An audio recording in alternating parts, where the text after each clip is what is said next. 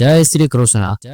गीता का उद्देश्य मुख्य रूप से मानव जीवन के मूलभूत प्रश्नों का समाधान प्रस्तुत करना और धर्म, कर्म, योग और आत्मा की गहराइयों को समझने का है।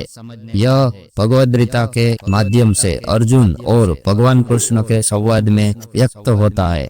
इसका उद्देश्य निम्नलिखित बिंदुओं में समझा जा सकता है।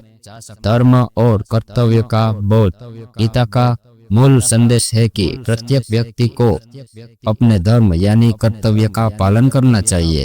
स्वधर्म और परम धर्म के बीच भेद को समझा कर जीवन में सही मार्ग अपनाने की शिक्षा देती है। कर्मयोग का सिद्धांत। कर्म करते समय फल की चिंता न करने का उपदेश गीता का केंद्रीय विचार है। यह निष्काम कर्म की शिक्षा देती है, यानी कर्म करना मनुष्य का अधिकार है, लेकिन उसके परिणाम की चिंता भगवान पर छोड़ देना चाहिए। योग का महत्व।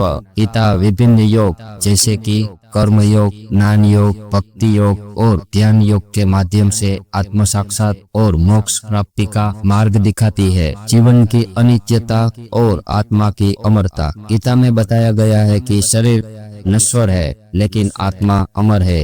यह जीवन और मृत्यु के रहस्यों को समझाने के साथ मनुष्य को मृत्यु के भय से मुक्त करती है। सामाजिक और आध्यात्मिक समरसता। गीता यह शिक्षा देती है कि हर व्यक्ति अपने कर्तव्यों को निभाते हुए सामाजिक और आध्यात्मिक असंतुलन बनाए रख सकता है। आत्म साक्षात और मोक्ष का मार्ग। गीता का अंतिम उद्देश्य आत्मा की पहचान और परमात्मा से एकत्व प्राप्त करने का मार्ग प्रशस्त करना है। संदेह का समाधान। अर्जुन की नैतिक और भावनात्मक दुविधाओं को हल करके गीता यह सिखाती है कि जीवन में संदेह और असमंजस को कैसे दूर किया जाए। निष्कर्ष। गीता का उद्देश्य जीवन को सार्थक बनाना, मनुष्य को अपने कर्तव्य और धर्म का बोध कराना और उसे आत्मा के वास्तविक रूप को पहचानने में मदद करना है। यह केवल ग्रंथ नहीं बल्कि एक जीवन दर्शन है जो सभी के लिए प्रासंगिक है। जय श्री कृष्ण।